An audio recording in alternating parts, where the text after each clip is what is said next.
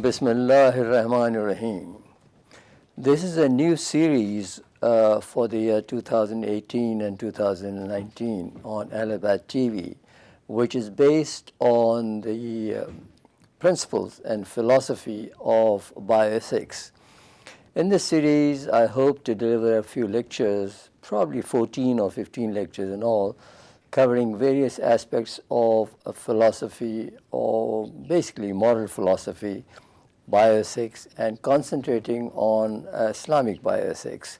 This is a part of a project that we're doing at the moment on behalf of IMI to develop an encyclopedia of Islamic medical ethics in which more than 100 writers are involved. It'll take a while, it's a mammoth task, but inshallah, God willing, we'll succeed. So today is the first lecture in this series, and I'm going to introduce the topic of bioethics, starting with the fundamental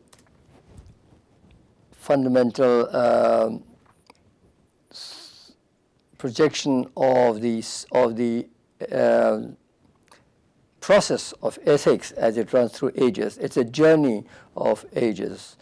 So let me start with the first slide, which is basically the introduction of the topic, and I'm going to call it a journey through ages. But before that, let me start right at the beginning, and we'll call them lectures on bioethics, and it's on behalf of Medics International Virtual University, which is part of IMI.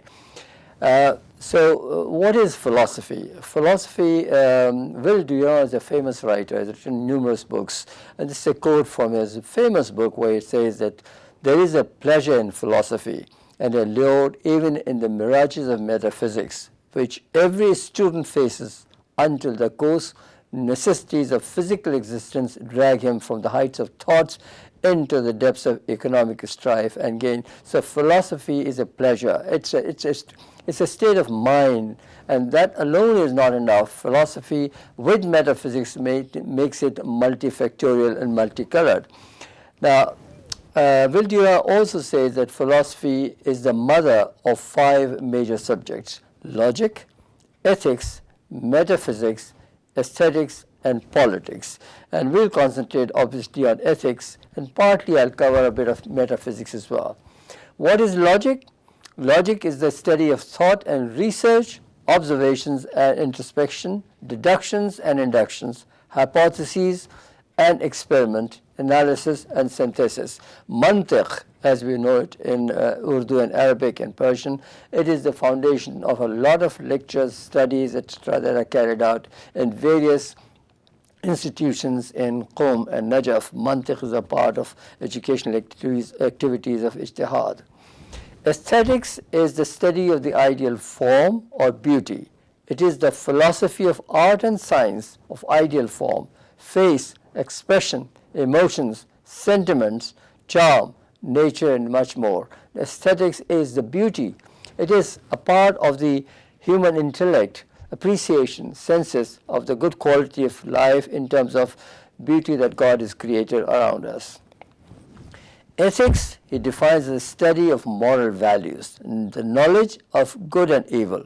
It is the knowledge of khair or shar, and we'll concentrate on that. So I'll talk about this the journey that ethics has taken over the ages, from Moses to sophists, and from Socrates to Bertrand Russell, McIntyre and Peter Singer. The journey continues. It's an ancient journey. It's been there from prehistoric days.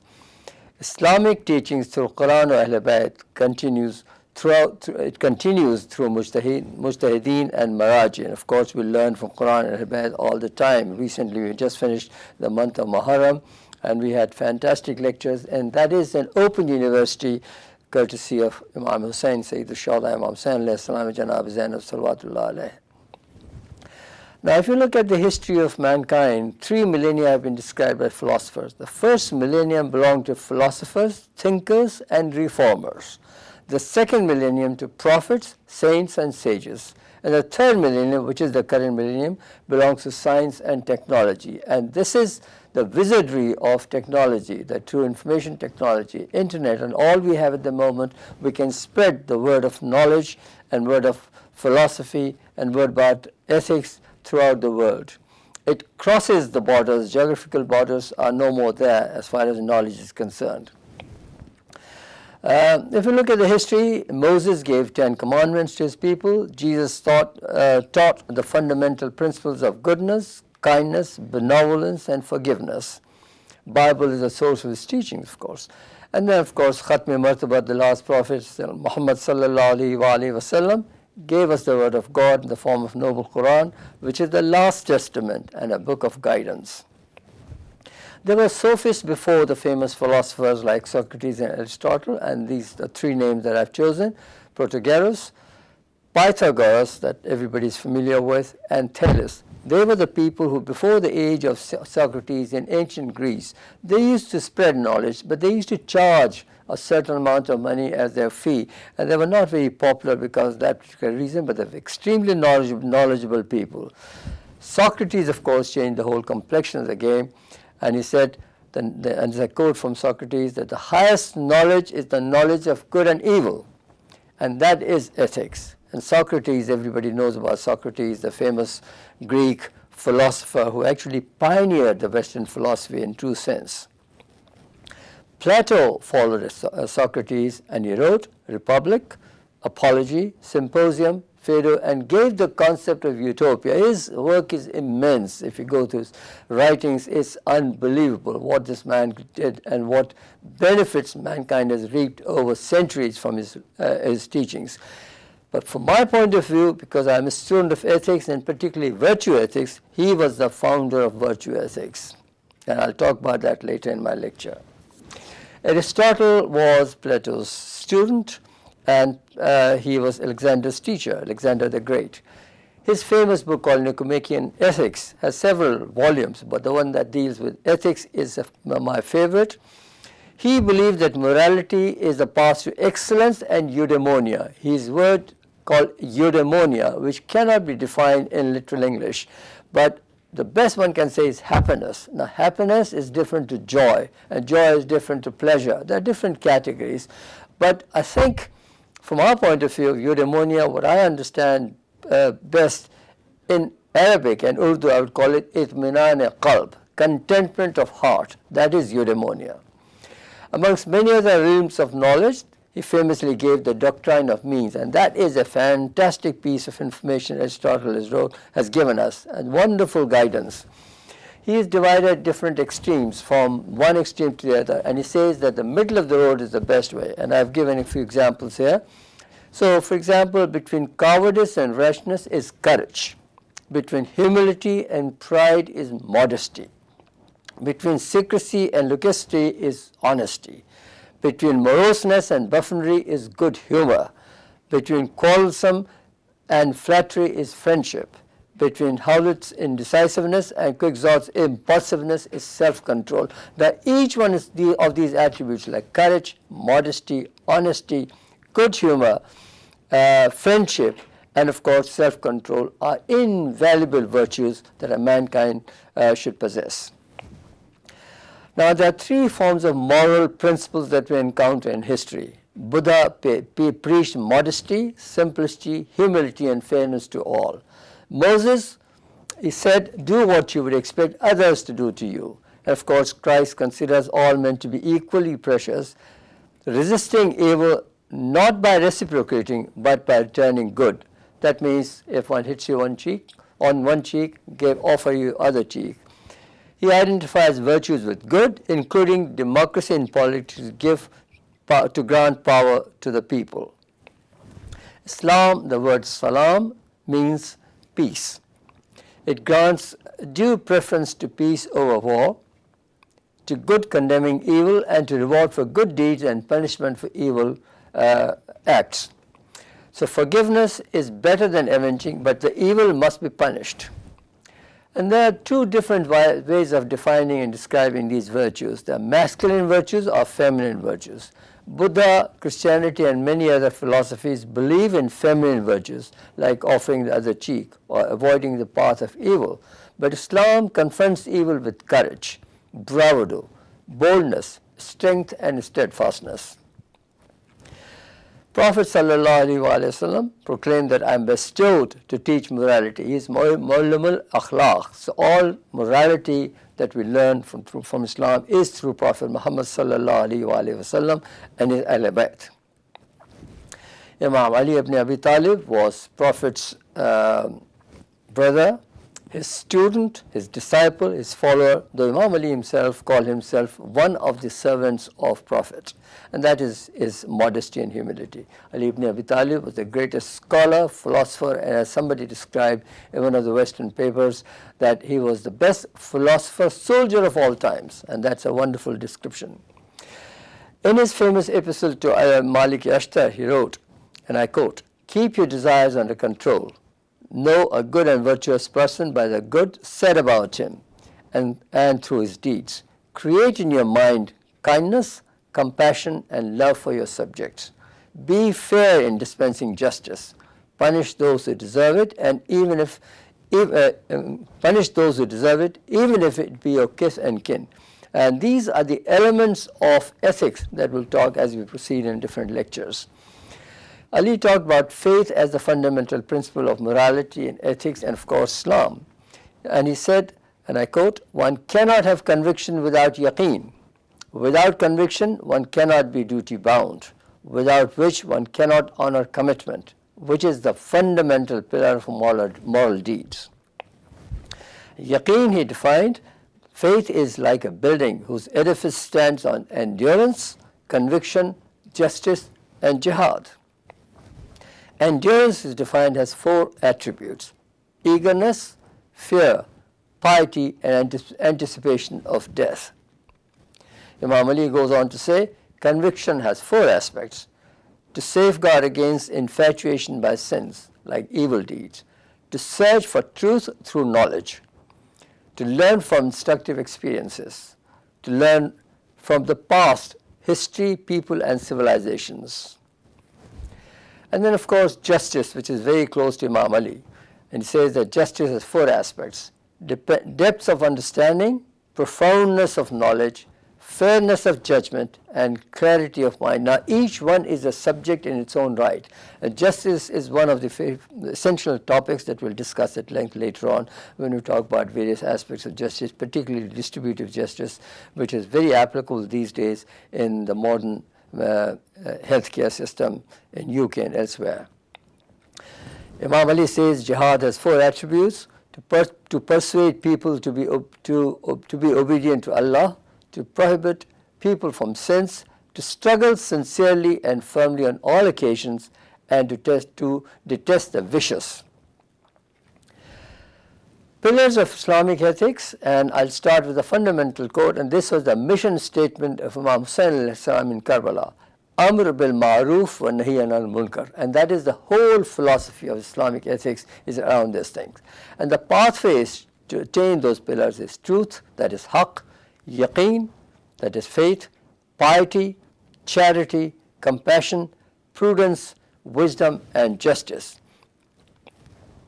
Ahlebait al-Salam, they gave us these various mandates and dictates, and their lectures and their teachings and their writings are available to all of us.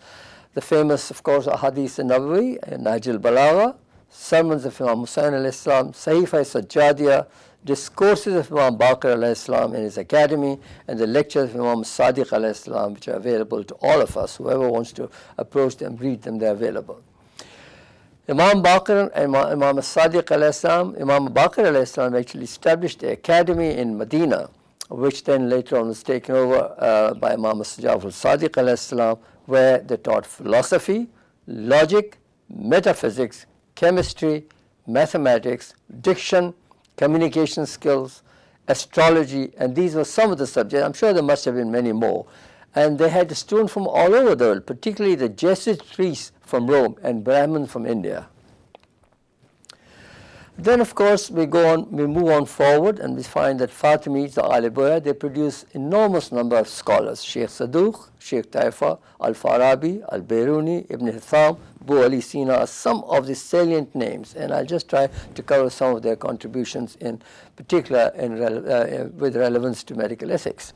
Al-Tabari,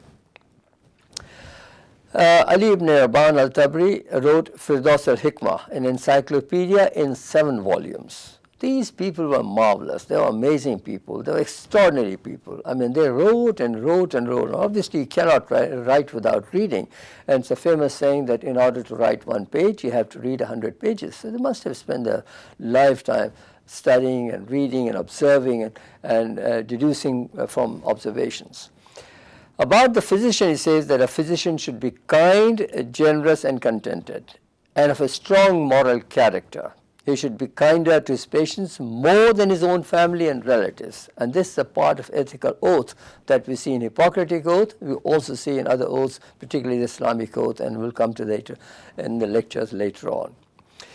Ibn al-Tabari also said that doctors should act, or the health worker, I think I should broaden the terminology, not just doctor, but also nurses, paramedics, and health workers. They should act rather than talk. Al-Razi was another great philosopher, a scholar, a physician. Al-Razi, Muhammad bin Zakri al-Razi, he was contemporary of Al-Kindi, and he said in his book called Hadiyah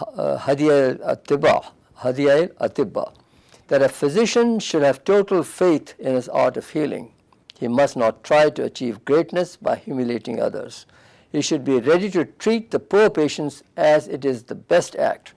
Although he may not be sure of patient's recovery, but he must continue to assure him as it would assist the natural healing powers. Somewhere later on in the discussion, the maybe 4th or 5th lecture, we'll talk about various aspects of healing, the futility of treatment, therapeutic and nihilism, etc. And this is a wonderful quote here, that a physician should continue the treatment because healing comes from God. We only try.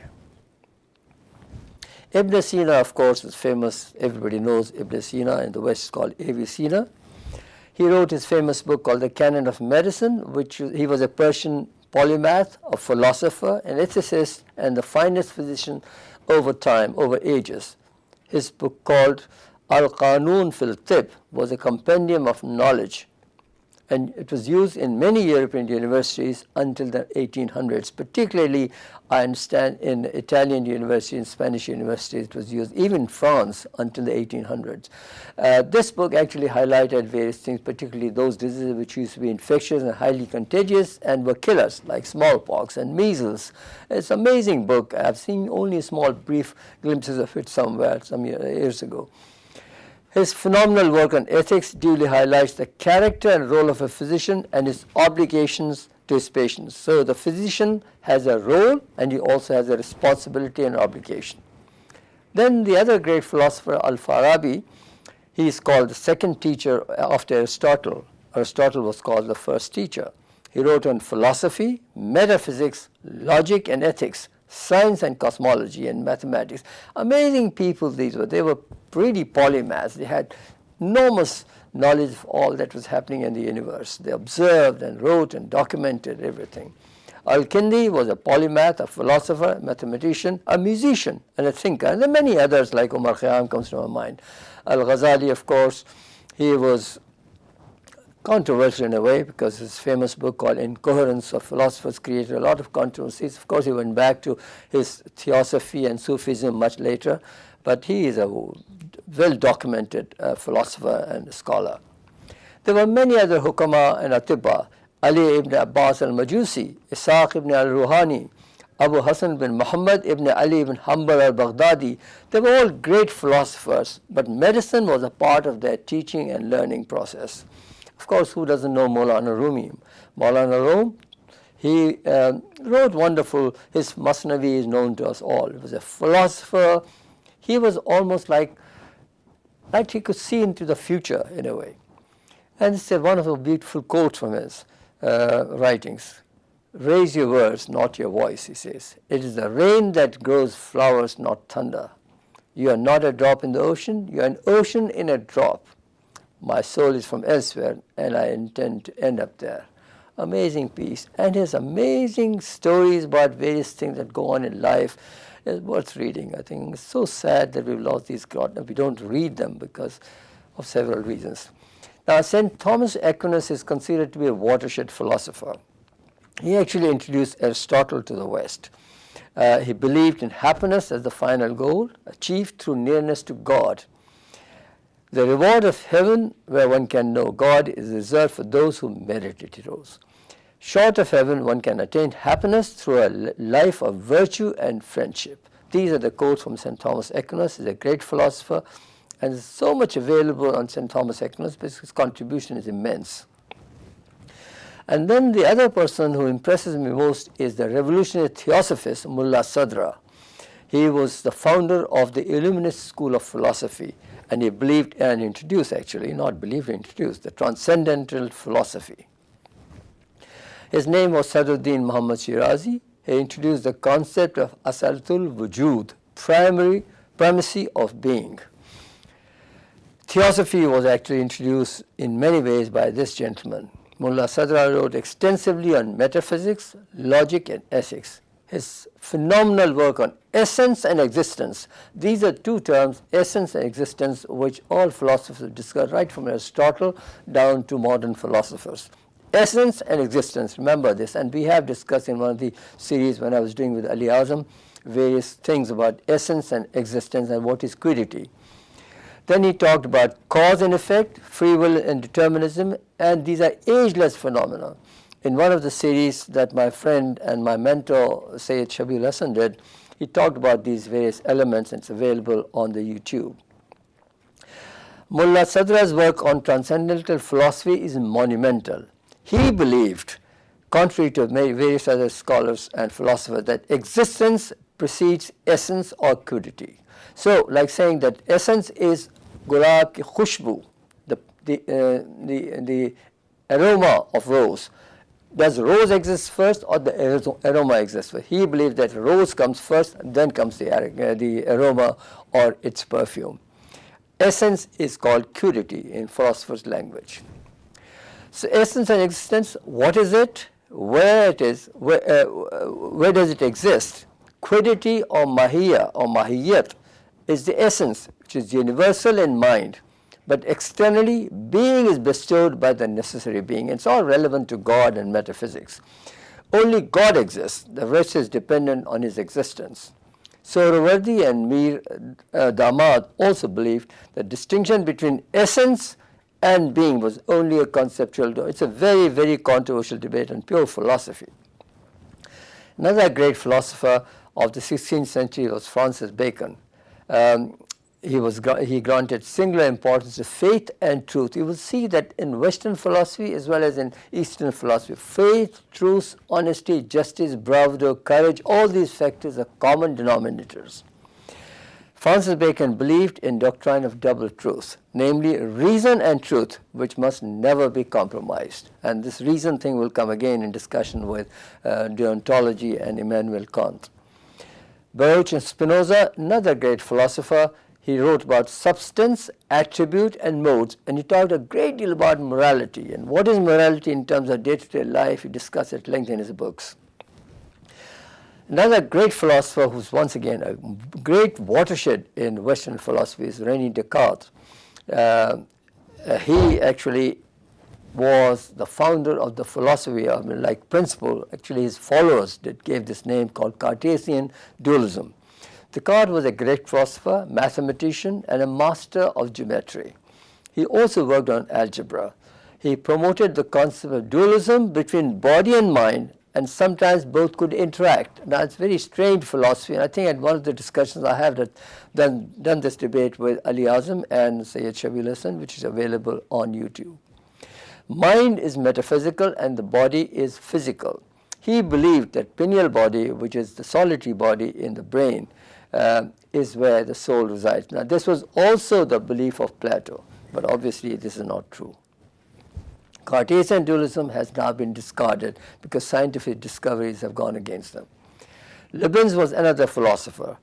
He talked about free will and determinism. Again, that is a very, very strong philosophical debate, that one is born free and does one have free will, or one is obliged to do certain because everything is determined by God or the Creator.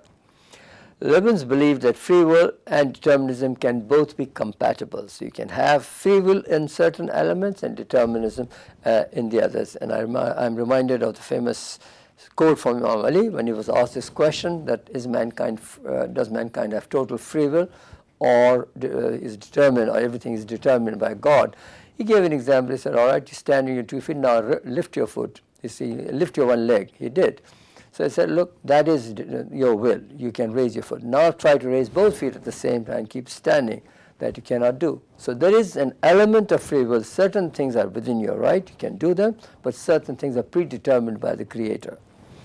And those will happen. What is happen, like the saying is in English, what will happen. What is will happen and will happen. So that is something which is morality. It's not debatable in morality, it's debatable in logics and metaphysics. So what will happen will happen. Now Voltaire is another very controversial philosopher. He had a very confusing, very strange, very peculiar history, but he was a great pioneer of philosophy, and he was the founder of the famous Bastille Revolution that started in France.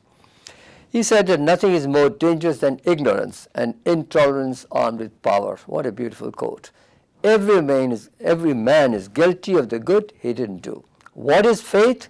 Is it to believe which is evident? No, it is perfectly evident to my mind that there exists a necessary intelligent being supreme. So he was a believer in God. I'll move on. David Hume, another great philosopher. He believed in reason, but he said that reason should be a slave of passion. And that's, again, Allama Iqbal comes to my mind, that lazim hai. There's a famous couplet I'm trying to remember, lazim hai dil ke saath rahe paas baane ishq, lekin kabhi kabhi use tanha bhi chhod de. So there is this concept of reason. David Hume says that passion should be a slave of reason. That's very controversial, because great philosophers like Kant, they said reason should be supreme, and I think reason should be supreme. Passion can lead to a lot of problems. A wise man proportions beliefs to the evidence, and beauty rests in mind which it contemplates. Now that is my favorite philosopher, Immanuel Kant. He is very, very famous in medical ethics. Great divider of ethical periods based his theory on enlightenment. Freedom is required to achieve happiness, which is a virtue. Reasoning, duty, obligations, and applying good means to achieve a good end are his salient principles. And I think his basic thing is the philosophy called deontology in medical ethics. He is the founder of theory of deontology in ethics. It is a duty and reason-based principle. So you have to be duty-bound, but the duty should also be based on reasoning, not simple passion. So duty and reason combined together to do a certain act. That gives you happiness. And he believes that means and ends should both be good. So you cannot have, and that's a different theory, I'll come to that in a minute, but means and your end should both be good. So you try to do a certain thing. The objective should be to do certain good things, but your means should also be good. That is what Kant believed in. Great philosopher Bentham and Stuart Mills, and they believed in utilitarianism. And they said that goodness, greater goodness, if you can bring greater goodness to a larger number of people, your means may not be that good. And this is very debatable. A lot of people agree and some do not agree. So these people believed in greatest happiness principle, greatest pleasure for greatest number of people. Ends can justify means. So in simple terms, utilitarian. So if you catch a thief, or you find a robber and imprison him or punish him, whatever, you're saving a large society. So in order to punish that person, you may have to do certain acts which may be vile or evil, but because you're doing for a certain good purpose, so the ultimate outcome of your active intervention is goodness. So the means, the ends will justify means according to utilitarianism. And this is a theory that a lot of people have used in animal experimentation, and we'll talk about it when the time comes. Karl Marx was the great philosopher of the modern times, recently modern times, last century. He wrote Das Kapital with the objective to develop a class-like society, the working class to have equal rights to the bourgeoisie, he believed, And this was a very popular period of time. It was in 60s, 40s to 60s when it was very popular, 70s also, 80s, 90s, and then of course we saw the decline. Along with Frederick Engels, he wrote the Communist Manifesto. He really, there was a great impact of this philosopher in the world. A lot of countries followed Russia, in particular Soviet Union, of course China. Everybody knows about socialism and communism and all those factors that went. But of course, eventually it fell out of repute. Bergson, another great philosopher, he believed that morality and ethics depend upon the degree of evolution of human mind. And it's a beautiful saying. The lower the order of evolution, the lower the level of morality. So animals have no morality according to him, but mankind is given the brain to think and to differentiate between good and evil. See, it's the akal that tells you, the reason which tells you how to differentiate between good and evil. So mankind is not much different from animal kingdom because they do the same thing, 5 senses, all the activities, creation, procreation, eating, and etc., sleeping, all those factors. But the higher you are on the scale of evolution, the better you have the capability of thinking and acting according to reason and thinking capacity. And this is a beautiful saying from Bergson, that the evolutionary process grants mankind a supreme position and a reason to think, to act according to thinking, according to the brain, according to akal, rather than abruptly and without thinking about the consequences. In medical ethics, a big name that, of course, we will talk about that when it comes to that particular time, and talk about Hippocrates and Galen and all the philosophers. But medical ethics as such was introduced in 1740 between this gentleman, 714 to 1804. He was a gentleman called Percival, lived in Warrington near Manchester, wrote the first book on medical ethics in England. Of course, medical ethics has been there for a long, long time. This is one documented evidence of the book on medical ethics. Hegel was a great philosopher. He was considered to be the final post in the field of ethics. And in the recent times, there was a great philosopher, Sartre, Jean-Paul Sartre, who wrote on being and nothingness, a great, great promoter of existentialism. And he wrote, my freedom is, and of course it was post-Second World War, so there was a lot of confusion and chaos there. He's passed away since, I should have added there. My freedom, he says, is the basis of my ethical code, because my existence is the cause of such codes. Therefore, it does not behove upon me that I should follow one or adopt another moral code. In view of the existence of values, which forms the very core of human life, my existence of no consequence, and my freedom is doomed to learn that freedom itself has no basis. It's meaningless and worthless. He was a pessimist, and obviously you can see from his writings the pessimism is obvious, but he was a great promoter of existentialism. Bertrand Russell was also a recent philosopher, my favorite. I read his book all the time. I have a fantastic book which my son gave as a gift some 20 years ago. I still love reading it. It's called History of Philosophy. Bertrand Russell, he was a great mathematician, writer, and a philosopher. He wrote that freedom is the supreme good. Life and knowledge are so complex that in today's world, only free thinking and dialogue could isolate good from evil. And I think free thinking is something which a lot of philosophers agree with. One of the modern philosophers that has impressed me most is Alistair MacIntyre. He lives in Glasgow. His phenomenal work called After Virtue has revived virtue ethics, because virtue ethics were introduced by Plato. Then Aristotle worked on it and they gave all the 5 cardinals that we have, or in fact 4 cardinals: courage, compassion, phronesis, and justice. But then it died out for various reasons. MacIntyre has reintroduced a revived virtue ethics after writing this famous book. And in medical virtue ethics, the name that comes to mind is Edmund Pellegrino. He recently passed away. He's the one who really impresses everybody who reads about virtue ethics, how it's applied in medicine. His main focus study, of course, was virtue ethics in medicine duly highlighting the cardinal virtues of Plato, namely courage, compassion, practical wisdom, and courage. Now, Plato said, and this was repeated by Aristotle, that if you have courage, compassion, practical wisdom, phronesis, and courage, then the objective is to achieve eudaimonia, which I have translated as itminan qalb, because contentment of heart it's not joy, it's not pleasure, it's not happiness. It is much more than that. It is a more metaphysical, and you cannot possibly define in simple terms. Then the great philosopher of the Islamic world, Ayatollah Tabari, immense work. And this is the work that we'll request our colleagues and Islamic scholars who will give lectures in the series of lectures. They'll talk about the works of great philosophers like Allama Tabatabai, Ayatollah Makarim al-Shirazi.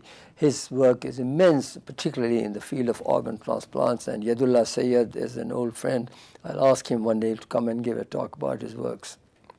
Ayatollah Matari has written a great deal on soul, a great philosopher whose work is worth, and we request some of the scholars from the Islamic world to give talks about these famous philosophers from the Islamic world. Peter Singer is a very common name in modern philosophy. He is known for his background in philosophy and expertise in bioethics, because that is his field. And his special interest was animal liberalization and global poverty. Very controversial, Richard Dawkins, but a great philosopher. He was born in 1941, he's alive, and you see him sometimes on television. Only a couple of weeks ago I heard his lecture on Radio 4. He is globally acknowledged as an evolutionary biologist, author of several books, including The Delusion of God, but his most famous book is called The Selfish Gene, which is worth reading. It's an amazing piece of literature, science, fiction, and fact, all combined together. And it's my very good friend, Bakr Larijani, who's a professor in endocrinology, acknowledged writer, scientist, philosopher, thinker, educator, and a most accomplished ethicist in modern Iran. In Tehran, he's a professor there, and he is writing regularly. His main work has been particularly to develop the framework of modern ethics in Iran. He's got a lot of students who've done PhDs and masters in ethics. One of the objectives is that one day we'll have discussion with Dr. Larijani also. Some of the lectures that he has given, some of the writings that he has published, I'll be able to quote in my lectures as we move on. So my lecture on the introduction of ethics as a journey ends here. What I would conclude with is just one couple of more slides, and famous quote, slide that my favorite, of course, scholar or philosopher, all of us know, Allama Iqbal. His famous sher, I wish I could translate into English, but it's a beautiful quote which says that Satiza kar raha hai, azal se ta imroz, charagh Mustafavi se Sharar Bul Habi. This is the battle between the good and the evil that continues forever from the days of Prophet ﷺ and Abu Lahab, who was the worst enemy of Muhammad ﷺ. Even till today, the battle goes on between the good and the evil. Eventually, the good survives. Of course, Allama Iqbal wrote extensively on Muslim thought, perceptions, philosophy, and practices. So if you look at the history of ethics and the journey through ethics, we find that two kinds of people have dominated the world since times immemorial. Reformers like prophets, saints, and sages, and reactionaries, of course, led by Iblis, many kings, monarchs, dictators, and Machiavellian leaders. What has happened in history that we know that reactionaries have prospered in their own time, but eventually they're forgotten by history. Nobody knows the names of reactionaries. I mean, all these people, who killed, who was the murderer of Jesus Christ, for example, we don't even know that. We know the history that he was, according to the biblical philosophy, he was hanged or crucified. Of course, Quran says that he was lifted by God and is alive and will come back with Mahdi alayhi salam, the Roza Akhra. But talking about various killers and murderers, the latest, of course, in the last few centuries, we've seen so many killers. The famous quote I'd like to quote here is that of Imam Hussain alayhi salam, that he lives on. He said that do whatever you feel like you can do, but I will live on, and you will all perish, and they all perish. Nobody knows the names of where they're buried, where they've gone, but Imam Hussein and his teachings continue throughout the world. And likewise, there are many others in the history of mankind, great reformers who left their indelible footprints in the sands of time, but the reactionaries have perished away. And this battle continues. The battle between the good and the evil will continue forever. But we're hoping that through these lectures on various aspects of ethics, and particularly bioethics, I'll be able to share some of the knowledge that I've gained from others, my teachers, scholars, mentors, books, reading or watching YouTubes and reading different writings by different people. I should be able to share some of the work that people have done over the ages on moral philosophy, ethics, and particularly bioethics. My plan is that in the next discussion we'll talk about various aspects of bioethics, such as what is the role of physician, what are the obligations of physicians, what is the responsibility of a physician to a patient, what is the role or responsibility of a patient to a physician. And in that field, I'd like to cover a few things about confidentiality, about trust, mutual understanding, communication skills, evidence-based medicine. I'd also like to cover certain, actually what we have done is that in this encyclopedia that we're working on, we have divided into 14 chapters, and each chapter has about 10, sometimes 12 different topics that we have to cover. And one particular chapter, which is on research ethics, there are about 75 different small topics. It's not possible for me to cover them all. But what I'd like to do is I'd like to share whatever we gather the information from others and share it with the only objective is to disseminate knowledge, because knowledge, if it cannot be disseminated and kept to yourself, is meaningless, is useless. Knowledge must be shared. It is a virsa of Anbiya, Awliya Allah, IMI Athar, and this knowledge that we gain to other people, from other people, we must share with the mankind. The objective is in the concept, in the process of service to mankind, through the courtesy and help and kindness of Mr. Bakr, Zaidi and Zaraban of Ahlebait TV and their staff, Abu Zar and Hasib and Haider, and these people, hopefully these lectures will be transmitted to the rest of the world, because now the world is shrinking, it is a global village. What we record today will be available for a long time. The other thing I'd like to say is that hopefully in the next few lectures I will be able to share the work of great scholars like Ayatollah, different names that I mentioned, like Mutahari comes to my mind, Ayatollah Makarim Shirazi name comes to mind, and people who've contributed. Sheikh Shumali has done a lot of work. He is in London. I'll request him also to share some of his work. So the objective is that whatever information I can gather from different sources, I'll try to filter it out. There's so much material. If you look at one article, you find 100 references. It is not possible to read them all. So we use different databases. What I'm using and my colleagues across the world are using is a combination of different databases. Cochrane, of course, is a famous one. PubMed we're using Medline. We're also using Google Scholar and certain different encyclopedias which are available. The objective is to gather all the information that we can gather and combine it in such a way that it should be available as a compendium for the future generations. Because when somebody asks a question, what is bioethics? It is not easy to answer. It is a full, you can write a whole book on it. But when you come to a topic which is relevant, and particularly when you ask a question in modern days, for example, about abortion, what is the cutoff date of abortion, for example? What is surrogacy? What is the Islamic philosophy on sperm donations? Or, for example, blood donations, of course, and organ donations, and various elements. Many times we get confused, we have no answers. So the answer is to discuss, debate, and elaborate. One of the commonest topics which is currently being debated all over the world is the discussion on the end of life. So I'll try to cover some of these things. In the previous discussions, we have talked about end of life and different issues related to dying and the process of dying and death itself. But I'll try to elaborate it further through modern knowledge and what is available. One of the chapters we have dedicated to life itself. And previously I have covered this subject, but I'd like to cover it look at it from a different point of view, a different angle, different facet. What is life and what is the concept, what is the origin of life, embryologically and anatomically. And then we talk about physiology, and then of course we come to the concept of bioethics. How does it relate to modern medicine? So that is the intention, and hopefully in the next few weeks or maybe a few months, we can cover these subjects.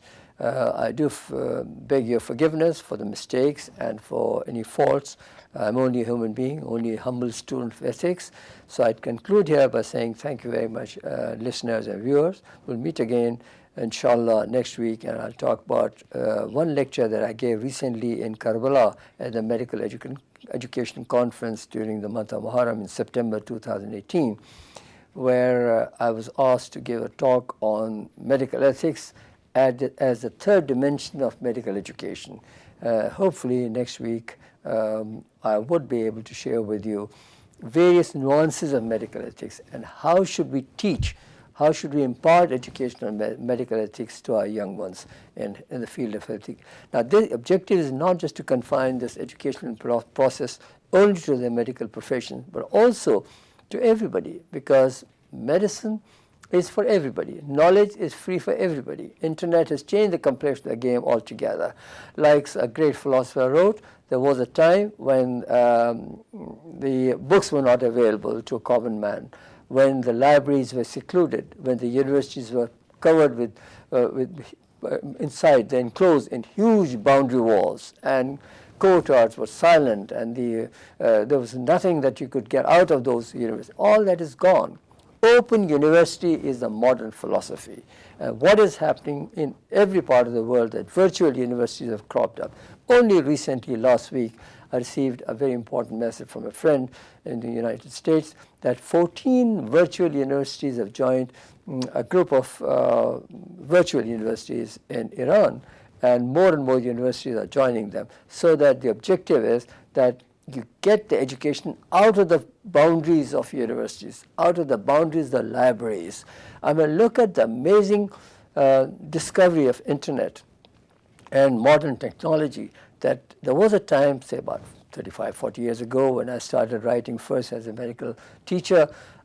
To get one reference, one had to write to the Royal College of Surgeons, and I was in those days living in Pakistan. To get one article, you had to spend a certain amount of money. And now information is available with just a click of a button, and all that information must be gathered, filtered out, which should be then it should be filtered out with a view not to keep to yourself, but to be disseminated. Knowledge which is not shared is meaningless, worthless, and it really decays with time. So inshallah we'll meet again next week, and I'd like to say Khuda Hafiz, thank you, and bye-bye.